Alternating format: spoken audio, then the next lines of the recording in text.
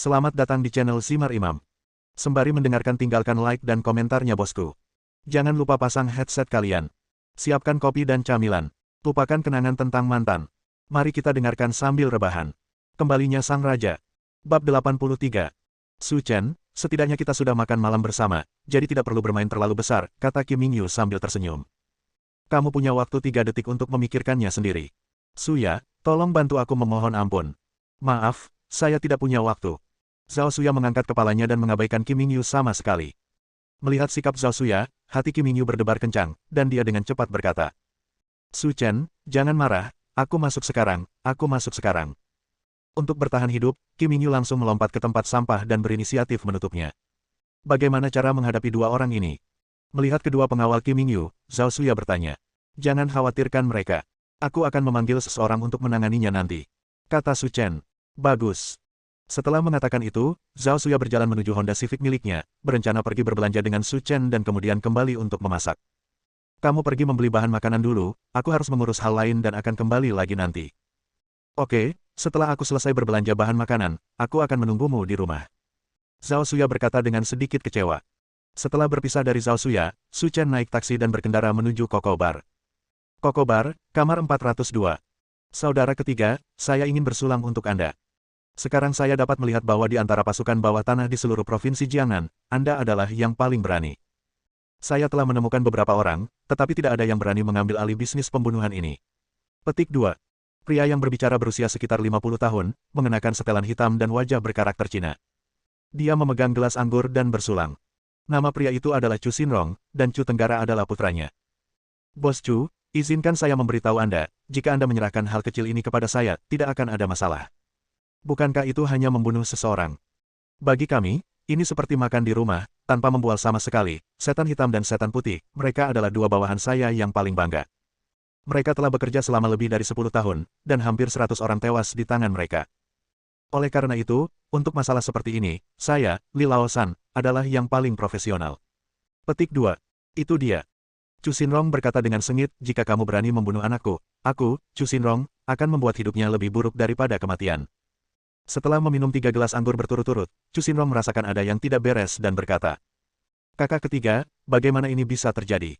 Sudah lebih dari 1 jam. Kenapa para nigas belum kembali? Li Laosan melambaikan tangannya dengan acuh tak acuh, Bos Chu, jangan khawatir, menurut waktu, ini seharusnya hampir selesai. Jangan khawatir, selama bertahun-tahun, hantu hitam dan hantu putih tidak pernah gagal. Saya janji kamu, dalam 5 menit aku pasti akan membawa anak itu kembali kepadamu dalam beberapa menit. Pada saat ini, pintu kotak dibuka, dan Su Chen masuk dari luar. Mereka tidak perlu membawaku, aku akan melakukannya sendiri. Melihat Su Chen, Chu Xinrong dan Li Laosan tercengang. Kenapa kamu di sini, hantu hitam putih? Li Laosan berkata dengan gemetar. Kedua pecundang itu telah aku bunuh, dan mereka tidak bisa kembali, tapi aku bisa mengirimmu untuk menemanimu di jalan menuju neraka. Kakak ketiga, apa yang harus kita lakukan sekarang? Anak ini sangat terampil. Jika kita tidak memikirkan cara, kita berdua akan mati. Kata Chu Xinrong dengan wajah pucat. Jangan takut. Karena iblis hitam dan iblis putih tidak bisa menghadapinya, biarkan aku yang menghadapinya. Setelah panik sebentar, Li Laosan berkata dengan tenang.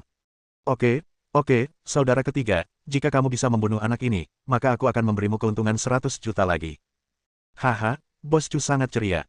Karena kamu begitu murah hati, aku tidak akan sopan. Memang ada beberapa orang yang tidak takut mati, kata Su Chen dengan tenang. Apakah kamu tidak takut mati? Li Laosan berkata sambil bercanda. Namamu Su Chen, kan? Aku baru saja lupa memberitahumu bahwa Gui Hei dan Bai Gui dilatih olehku, dan kungfu mereka juga diajarkan olehku, jadi kamu bisa membunuh. Tidak masalah jika kamu membunuh mereka berdua, jika kamu mengambil inisiatif untuk mengirimkannya kepadaku hari ini, aku akan membiarkanmu merasakan kekuatan pendekar pedang berpakaian hitamku, Li Laosan.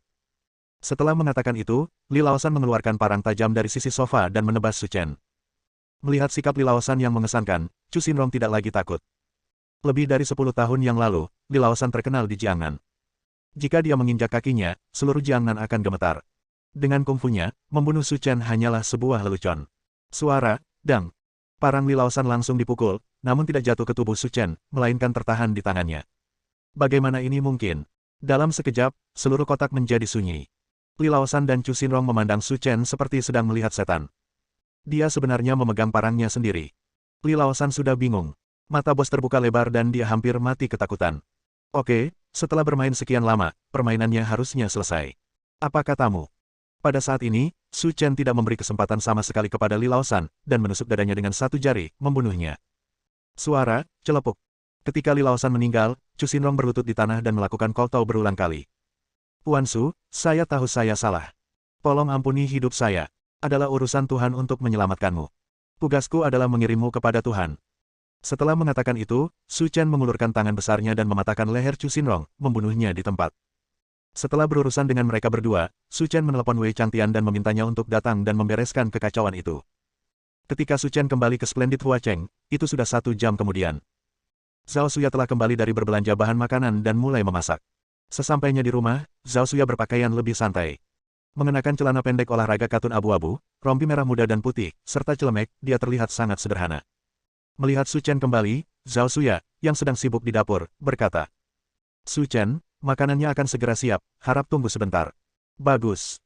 Tidak lama kemudian, Zhao Suya tiba di meja makan dengan 4 hidangan dan 1 sup, dan berkata sambil tersenyum. Cepat coba keahlian gurunya. Setelah menggigitnya, bahkan Su Chen, yang selalu pilih-pilih, menunjukkan ekspresi puas. Keahlian Zhao Suya memang bagus. Su Chen, apakah kamu menemukan sesuatu yang sulit dalam pelajaranmu baru-baru ini? Zhao Suya bertanya sambil makan. Bagaimana sulitnya melakukan hal seperti itu di sekolah menengah? Su Chen berkata tanpa basa-basi. Sombong saja. Kamu langsung kembali ke SMA pada tahun terakhirmu.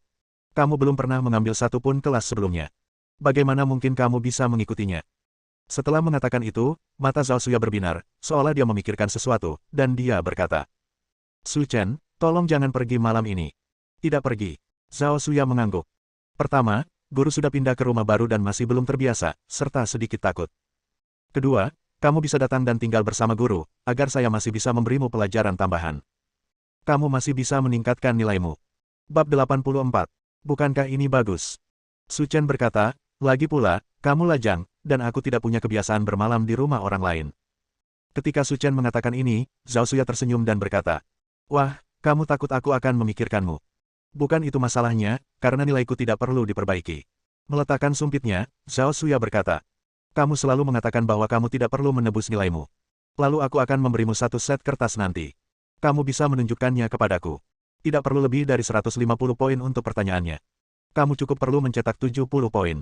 Su Chen menggelengkan kepalanya tanpa daya, baiklah kalau begitu. Setelah makan, Zhao Suya menyimpan piring dan sumpitnya, lalu berkata, Su Chen, kamu nonton TV dulu, sementara guru pergi mandi. Setelah aku keluar, kita akan mulai mengerjakan tugas. Bisa.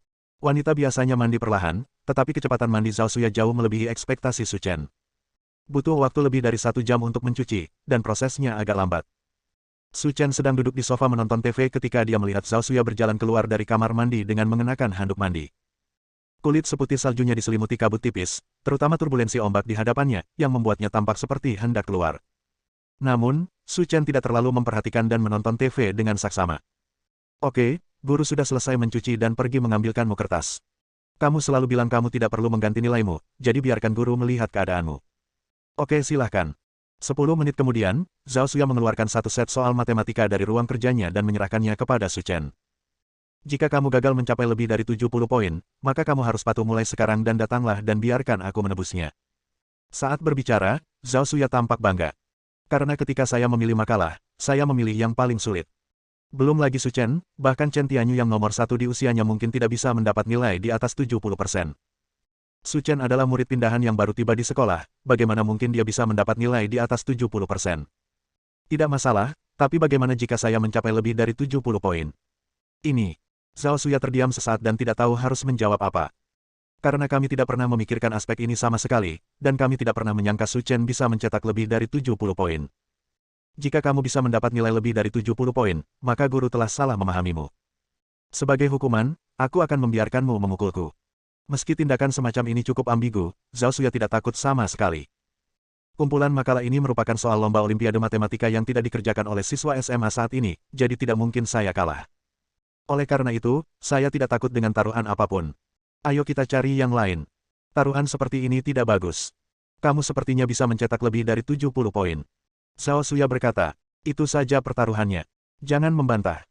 Lagi pula, jika kamu benar-benar mendapat nilai lebih dari 70 poin, itu berarti guru selalu berbuat salah padamu sebelumnya. Apa kamu tidak ingin menghukumku? Aku tidak mau. Su Chen berkata tanpa ragu.